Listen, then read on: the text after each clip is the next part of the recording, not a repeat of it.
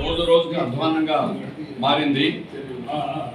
ఎంత ఉత్పత్తి పెంచితే అంత అభివృద్ధి చెందేది విశాఖ స్టీల్ ప్లాంటు. క్వాలిటీలో నాణ్యతలో బెస్ట్ స్టీల్ మంది.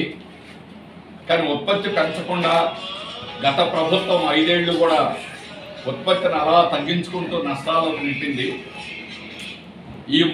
ఈ మూడు నెలల కాలంలో మరింత అధ్వానంగా గత సంవత్సరం 45 లక్షల స్టీల్ ఉత్పత్తి చేసినటువంటిది. అలాగే ఒక బ్లాస్ట్ ఫర్నెస్ మూసేశారు. ఇప్పుడు 40 లక్షలు కూడా స్టీల్ ఉత్పత్తి చేయడం లేదు. 3 బ్లాస్ట్ ఫర్నెస్ల్లో 2 బ్లాస్ట్ ఫర్నెస్లు ఇప్పుడు మూతపడి ఉన్నాయి. అలాగే 5,000 మంది ఆఫీసర్లని, పర్మనెంట్ ఉద్యోగుల్ని రిటైర్ అవ్వడమా లేదా వాళ్ళకి మెడికల్ అన్ఫిట్ పేరుతో తొలగించడం జరిగింది. అలాగే 30% మంది కాంట్రాక్ట్ వర్కర్స్, రాత్రి మావులు పనిచేసేవాళ్ళు 4 నెలల నుంచి కూడా వాళ్ళకి జీతాలు ఇవ్వలేదు.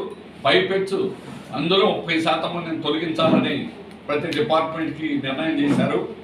అలాగే 1,261 కోట్లు ఖర్చు పెట్టి విఆర్ఎస్ పేరుతో ఇంకా తొలగించాలని పర్మనెంట్ ఉద్యోగులకు ఒక స్కీమ్ పెట్టారు.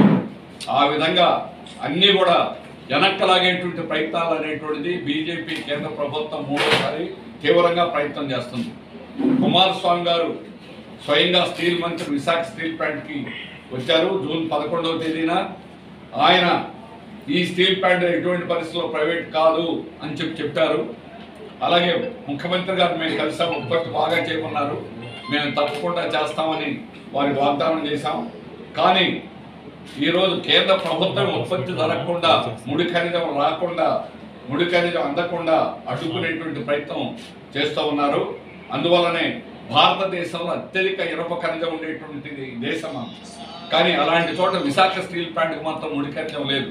మిగిలిన అన్ని స్టీల్ ప్లాంట్కి సొంత గనులు ఉన్నాయి. ఒక్క వైజాగ్ స్టీల్ ప్లాంట్కి సొంత గనులు లేవు. ఇది కావాలని వివక్షతో దుర్మార్గంగా కుట్ర చేయడం తప్ప ఇంకోటి కాదు. గత ప్రభుత్వం ఈ విధానం మీద, కేంద్ర ప్రభుత్వం మీద పోట్లాడలేకపోయింది, విఫలం చెందింది. అందుకనే గాజువాకలో రాష్ట్రంలో ఎక్కడా రానటువంటి మెజారిటీ ప్రజలు ఇవ్వడానికి కారణం విశాఖ స్టీల్ ప్లాంటే. ఈ విషయాన్ని మేము చెప్పడం కాదు, గెలిచినటువంటి శ్రీనివాస్ గారే స్వయంగా ఒప్పుకోవడం జరిగింది. కానీ ఇప్పుడు 3 మాసాలు అయినప్పటికీ కూడా ఇందులో మార్పు ఏమీ రాలేదు. ప్రతిరోజు 15 కోట్ల రూపాయల నష్టం తీసుకొస్తున్నారు. ఉత్పత్తి తగ్గించారు. ఇది దుర్మార్గమైనటువంటి చర్య. ఉత్పత్తి పెంచితే లాభాలు వస్తాయి. కార్మికుల్ని అదనంగా కొత్త వాళ్ళని తీసుకోవాలి. అది నిరంతరం న్యూ బ్లడ్, కొత్త రక్తం నిరంతరం ప్రవహిస్తుంటుంది. పబ్లిక్ సెక్టార్లో నిరంతరం రిక్రూట్మెంట్ ఉంటుంది. కానీ 5 ఏళ్ల నుంచి రిక్రూట్మెంట్ లేదు. నిర్వాసితులు ఒక్కరికి ఉద్యోగం ఇవ్వలేదు. అన్ని రకాలుగా కూడా దారుణమైనటువంటి పరిస్థితి తీసుకురావడానికి ఈరోజు విశాఖ స్టీల్ ప్లాంట్ని అన్యాయం చేయడానికి కేంద్ర ప్రభుత్వం కుట్ర చేస్తూ ఉంది. అందుకనే సెప్టెంబర్ 10వ తేదీన రాష్ట్ర వ్యాప్తంగా గంట సేపు రాష్ట్ర రోకోను చేయాలని, సెప్టెంబర్ 10 ఉదయం 10 గంటల నుంచి 11 గంటల దాకా రాష్ట్ర రోకో చేయాలని ప్రజానీకాన్ని కోరుతున్నాం. పోరాట కమిటీ నిర్ణయించింది. మేము ఇదివరకే తెలియజేశాం. దాని ప్రకారం ఈరోజు రాష్ట్ర రోకోను జయప్రదం చేయడం అనేది రాష్ట్ర ప్రభుత్వం సహకరించాలని చెప్పేసి కూడా కోరుతున్నాం. కేంద్ర ప్రభుత్వం మీద మరింత ఒత్తిడి తీసుకురావాలని డిమాండ్ చేస్తున్నాం. ఈరోజు ముఖ్యమంత్రి గారు స్టీల్ మంత్రిని, అలాగే నిర్మలా సీతారామన్ గారు కలిశారు. కానీ దానివల్ల ఉపయోగం లేదు. గతంలో సుబ్రహ్మణ్యరెడ్డి గారు ఇక్కడ గనుల శాఖ మంత్రిగా ఉన్నాడు. గడియలు రాలమని మంత్రుల చేతిలో కాదు. ఈరోజు ప్రధానమంత్రి నిర్ణయాలు చేసేటువంటి బాధ్యత. ప్రధానమంత్రిని కలిసి పురంధరేశ్వర ప్రధానమంత్రిని కలిసామని చెప్పారు. మరి ఏం చేశారు? కేవలం కాలం వెళ్ళబుచ్చేదానికి కాలయాపనగా ప్రకటనిస్తున్నారు తప్ప ఈరోజు విశాఖ స్టీల్ ప్లాంట్ ఎలాగైనా ఉంచాలని కేంద్ర బీజేపీ ప్రభుత్వం కుట్ర చేస్తుంది. అందుకనే మేము పోరాటం తప్ప మరో మార్గం అనేది లేదు.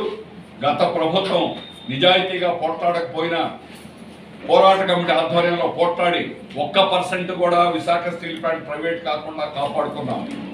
ఇప్పుడు కూడా రాష్ట్ర ప్రభుత్వాన్ని అడుగుతున్నాం, రాష్ట్ర ప్రభుత్వాన్ని కోరుతున్నాం. మీ చేతిలో బ్రహ్మాండమైనటువంటి శక్తి ఉంది. రాష్ట్ర ప్రభుత్వం, రాష్ట్రంలో ఉన్నటువంటి తెలుగుదేశం ఆధ్వర్యంలోనే కేంద్ర ప్రభుత్వం కూడా నడుస్తూ ఉంది. కేంద్ర ప్రభుత్వం ఎన్డీఏలో మీరు భాగస్వాములుగా ఉన్నారు. ప్రభుత్వం మీద ఒత్తిడి తీసుకొచ్చి ఇప్పుడైనా చేయకపోతే అత్యంత ఏకైక భారీ స్టీల్ ప్లాంటు, అన్ని పరిశ్రమలకు మణిహారం, ఈ ప్రాంతం అంతా అభివృద్ధి అవడానికి కీలకమైనటువంటి వైజాగ్ స్టీల్ ప్లాంట్ని మనం కోల్పోతాం, ప్రమాదంలో ఉన్నాం. ఆఖరి గడియల్లో ఇప్పటికైనా కూడా దీన్ని మునిగిపోకుండా కాపాడాలని రాష్ట్ర ప్రభుత్వాన్ని కోరుతున్నాం. తప్పనిసరైన పరిస్థితుల్లో పోరాట కమిటీ ఈరోజు పోరాటానికి పిలిపించింది. దాని ప్రకారం సెప్టెంబర్ 10వ తేదీ రాస్తారోకోలను జయప్రదం చేయడానికి అన్ని ప్రజా సంఘాలు, పార్టీలు విజ్ఞప్తి చేస్తున్నాం.